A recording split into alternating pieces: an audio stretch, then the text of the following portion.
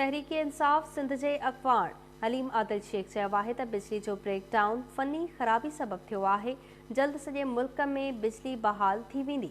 सिंध में वॾे वज़ीर ऐं कामोरनि इंतहा दर्जे जी करप्शन कई आहे।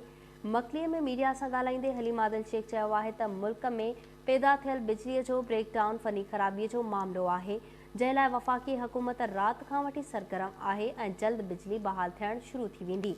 हुन चयो त सिंध हुकूमत करप्शन जे इंतहा करे छॾी आहे। ग़रीब मुलाज़िमनि जे पेंशन जा खरबे रुपया जाली अकाउंट्स ज़रिए हज़म कया विया आहिनि। हलीम आदिल शेख चयो त नेब तरफ़ां मकलीअ जे रहवासी नौजवान शिराज खेड़ो संदसि लाड़ाणो करे वियल वालिद फ़हीम खेड़ो ऐं ॿियनि घर भातियुनि खे करोड़े रुपयनि जा नोटिस मिलिया, जिन खे संदन नाले ते थियल ट्रांज़ेक्शन जी ख़बर ई नाहे। इन मां साबित थिए थो त तारीख़ बदतरीन करप्शन कई वई आहे।